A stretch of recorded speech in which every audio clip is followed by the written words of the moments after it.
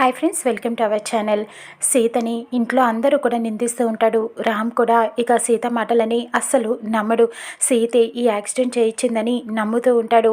ఇకప్పుడు గౌతమ్ చెప్తాడు, మొన్న నేను దొంగతనం చేశానని చెప్పి నా మాట వినకుండా నన్ను కట్టేసి కొట్టింది కదా సీత, మరి ఇప్పుడు ఇలాగా ఇంత పని చేసింది మా పిన్నిని చంపాలనుకుంది కదా, మరి తినకి ఎలాంటి శిక్ష వేస్తారు, ఏం చేస్తారు అని చెప్పి ప్రశ్నిస్తూ ఉంటాడు. ఇకప్పుడు మహాలక్ష్మి అంటుంది, నీ ఇష్టం రామ్, ఏం చేయాలనుకుంటున్నావో నీకే వదిలేస్తున్నాను. కానీ ఇంత జరిగాక సీత ఈ ఇంట్లో ఉంటే నాకు ఉండాలంటేనే చాలా భయం వేస్తుంది. సీతకి అడ్డుగా వెళ్తే ఎవరినైనా చంపేస్తుందని అర్థమైంది. మొన్నే నువ్వు మీ అమ్మని దూరం చేసుకున్నావు, కానీ ఇప్పుడు ఈ పిన్నిని కూడా దూరం చేసుకుంటావేమో అని నాకు భయంగా ఉంది రామ్. నీ ఇష్టం, నువ్వు ఏ నిర్ణయం తీసుకున్నా అది నీకే వదిలేస్తున్నా అంటూ మహాలక్ష్మి అలా చూస్తూ వెళ్ళిపోతూ ఉంటుంది. ఇంట్లో అందరూ కూడా ఇక అలా మౌనంగా ఉండిపోతారు. రామ్ తన నిర్ణయాన్ని చెప్తాడు. నేను సీతని ఏం చేయాలనుకుంటున్నానో రేపు చెప్తాను అంటూ ఆవేశంగా తన గదిలోకి వెళ్ళిపోతాడు. ఇకప్పుడు అందరూ బాధపడుతూ ఉంటారు. సీతని అలానే ఒంటరిగా వదిలేసి ఎవరి దారిన వాళ్ళు వెళ్ళిపోతారు. సీత కన్నీళ్లు పెట్టుకొని బాధపడుతూ ఉంటుంది. మా అమ్మ కూడా నా మాటను నమ్మట్లేదు అని అలా ఉండిపోతుంది. ఇక తర్వాత మహాలక్ష్మి చాలా సంతోషపడుతూ ఉంటుంది. అర్చన మహాలక్ష్మి దగ్గరికి వచ్చి అడుగుతూ ఉంటుంది, ఏంటి మహా ఇలా చేసావు, ఇంత మంచి అవకాశాన్ని చేతులారా పోగొట్టుకున్నావు ఎందుకు? రీజన్ దొరికింది కదా, సీతని అరెస్ట్ చేసి జైల్లో పెట్టించచ్చు కదా, ఎందుకు వదిలేసావు మహా అని కోపంగా అరుస్తూ ఉంటుంది. నేనేం చేసినా దానికి ఒక రీజన్ ఉంటుంది అని చెప్తూ ఉంటుంది. మహా, ఏం రీజన్ ఉంది, ఇంతకంటే మంచి అవకాశం అసలు నీకు ఎప్పుడైనా దొరుకుతుందా అని అడుగుతూ ఉంటుంది. అవును, ఇప్పుడు సీతని అరెస్ట్ చేయించని అనుకో, అప్పుడు మనకి ఏమి ఉపయోగము అస్సలు ఉండదు. ఎందుకు అంటే వాళ్ళ నాన్న శివకృష్ణ ఖచ్చితంగా దాన్ని విడిపించి బయటికి తీసుకువచ్చేస్తాడు. మళ్ళీ కథ మామూలే కదా, అలాంటప్పుడు మనకేం ఉపయోగం ఉంటుంది. కాబట్టి ఇలా చేశాను, ఇప్పుడు రామ్కి వదిలేశాను. రామ్ నమ్ముతున్నాడు సీత ఈ పని చేసింది అని చెప్పి. కాబట్టి రామ్ చాలా కోపంగా ఉన్నాడు. ఇక సీతని ఖచ్చితంగా వదిలిపెట్టేస్తాడు. చూడు, కావాలంటే రేపు సీతని ఇంట్లో నుంచి బయటికి గెంటేస్తాడు. ఇక వాళ్ళిద్దరిని నేను విడతీసేసినట్టే. అది ఒక్కసారి ఇంట్లో నుంచి బయటికి వెళ్ళింది అంటే ఇక మళ్ళీ ఈ ఇంట్లో అడుగు పెట్టదు, నేను పెట్టనివ్వను కూడా అని చెప్పడంతో ఆశ్చర్యపోతుంది అర్చన. మహా, నువ్వు ఇంత పెద్ద ప్లాన్ వేసావా, అసలు నీకు దండం పెట్టాలి అని మహా కాళ్ళకు దండం పెట్టేస్తూ ఉంటుంది.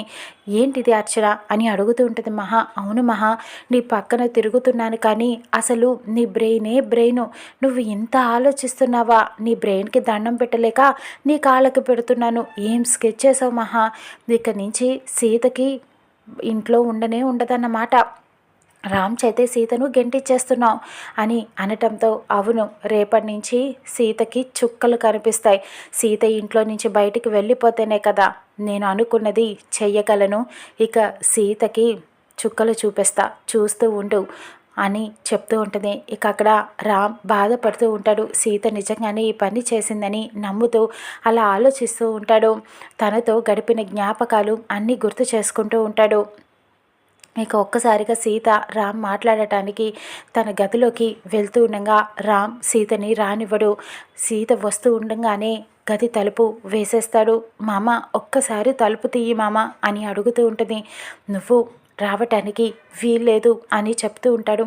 ఇక అప్పుడు సీత, ప్లీజ్ మామ, నా మాట ఒక్కసారి విను, నీతో మాట్లాడాలి, ఒకే ఒక్కసారి తలుపు తీయి మామ, నేను చెప్పేది విను మామ అని అడుగుతూ ఉంటుంది.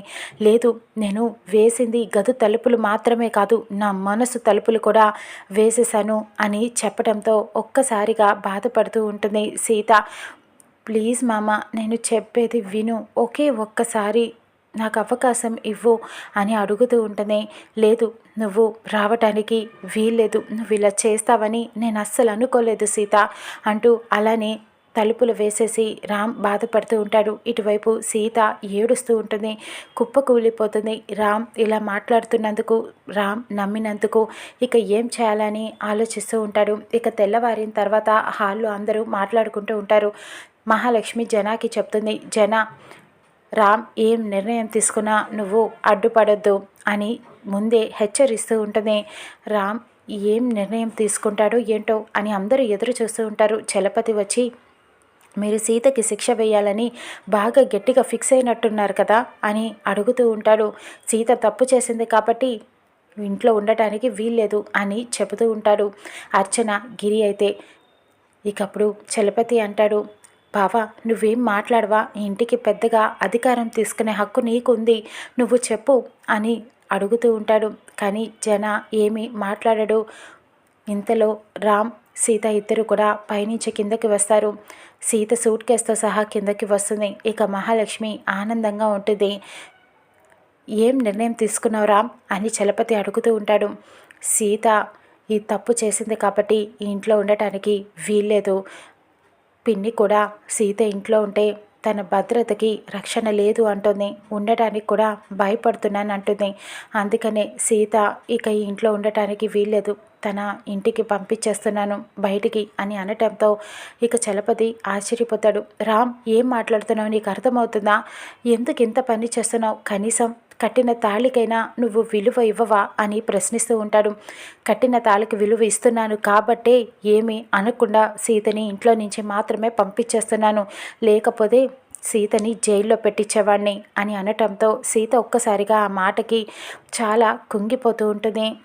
రామ్ నువ్వేం మాట్లాడుతున్నావు, సీత నువ్వేం మాట్లాడవేంటి అని అడుగుతూ ఉంటాడు. ఏం మాట్లాడను, నేను నా మామే నన్ను నమ్ముతున్నాడు ఈ పని చేశానని, ఇక నేనేం మాట్లాడగలను, నేను ఏమీ సమాధానం చెప్పలేకపోతున్నా, నన్ను మీరెవరూ నమ్మట్లేదు, కాలమే సమాధానం చెప్తుంది, అప్పటిదాకా ఎదురు చూస్తాను అని అంటుంది. ఇక అప్పుడు అర్చన అంటుంది, అవును మహాకి మాత్రమే కాదు మాకు కూడా ఇంట్లో ఉండటానికి భయమేస్తుంది సీత ఉంటే, ఎందుకంటే సీత ఎవరు అడ్డు వెళ్ళినా వాళ్ళని చంపేస్తుంది. మొన్నే సుమతి అక్క కేసులో అరెస్ట్ అవ్వాల్సింది కానీ వదిలేశాడు రామ్, ఇప్పుడు మహా కూడా వదిలేసింది కాబట్టి బతికిపోయింది, లేకపోతే ఈ పాటికి జైల్లో ఉండేది, శిక్ష అనుభవిస్తూ ఉండేది, వాళ్ళు పెట్టిన భిక్షే ఇది అని చెప్తూ ఉంటుంది.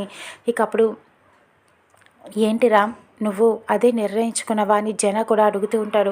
అవును నాన్న, ఇక సీత ఇంట్లో ఉండటానికి వీల్లేదు, వెళ్ళిపో సీత, ఇక ఎప్పుడు కూడా నువ్వు ఇంట్లో అడుగు పెట్టద్దు అని చెప్పడంతో సీత కన్నీళ్లు పెట్టుకొని బాధపడుతూ ఉంటుంది. ఇక ఏమీ మాట్లాడకుండా అలా సూట్ కేసు తీసుకొని వెళ్ళిపోతూ ఉంటుంది. రామ్ చూస్తూ ఉండిపోతాడంతే. ఇక అక్కడ సుమతి ఫోటోకి సీత దండం పెట్టుకొని అక్కడి నుంచి మౌనంగా భరిస్తూ అక్కడ వెళ్ళిపోతూ ఉంటుంది. ఇక బయటికి అడుగు పెట్టడంతో మహాలక్ష్మి చాలా ఆనందపడుతూ ఉంటుంది. ఇక బయటికి వెళ్ళిన తర్వాత సాంబా ఆపుతూ ఉంటాడు. సీతమ్మ ఏంటమ్మా ఇది, జరిగిన గొడవంతా తెలిసింది, నువ్వు వెళ్ళిపోవటం ఏంటమ్మా అని అడుగుతూ ఉంటాడు. చాలా బాధగా ఉంది అని అనటంతో ఇంతలో మహాలక్ష్మి వస్తుంది. ఇంట్లో నుంచి వెళ్ళిపోయే వాళ్ళతో నీకేంట్రా మాటలు, నువ్వు వెళ్ళి పని చూసుకో అని అక్కడి నుంచి పంపించేస్తుంది. ఏంటి సీత ఏం చేస్తున్నావు, వెళ్ళిపోతున్నావా, బాధపడుతున్నావా, చూసావా ఈ మహాతో పెట్టుకుంటే ఏం జరుగుతుందో నీకు అర్థమైందా, నువ్వు బ్యూటీ కాంటెస్ట్లో నన్ను చెంపదెబ్బ కొట్టి అవమానించావు, తర్వాత నాకు ఇష్టం లేకపోయినా రామ్ని పెళ్లి చేసుకొని ఇంటి కోడలుగా అడుగుపెట్టావు, ఇంట్లో రేవతి పెళ్లి చేసావు, అన్నీ నాకు విరుద్ధంగా చేసావు, అందుకనే ఇప్పుడు రామ్తోనే నిన్ను బయటికి గెంటిచ్చేస్తున్నాను, ఇక మీదట నువ్వు ఇంట్లో అడుగు పెట్టలేవు, నేను రామ్కి నాకు నచ్చిన అమ్మాయినిచ్చి పెళ్లి చేస్తాను, ఇక గుడ్ బై సీత అని చెప్పి లోపలికి వెళ్ళిపోతూ ఉంటుంది. ఇక అప్పుడు సీత అంటుంది, ఏంటత్తా సంతోషపడుతున్నావా, నేను త్వరలోనే నిరూపించుకొని ఈ ఇంట్లో మళ్ళీ అడుగు పెడతాను, నేను కామ్గా సైలెంట్గా ఉన్నాను కదా అని భరిస్తానని అనుకోవద్దు, త్వరలోనే నేను నిర్దోషినని నిరూపించుకుంటాను, మామే స్వయంగా మళ్ళీ నన్ను ఇంట్లోకి తీసుకువెళ్ళేలా చేస్తాను, అప్పుడే నిన్ను దోషిగా కూడా నిలబెడతాను, చూస్తూ ఉండు అత్త అని వార్నింగ్ ఇస్తూ ఉంటుంది. ఇక సీత ఆ ఇంట్లో నుంచి అడుగు బయట పెట్టి వెళ్ళిపోతూ ఉంటుంది.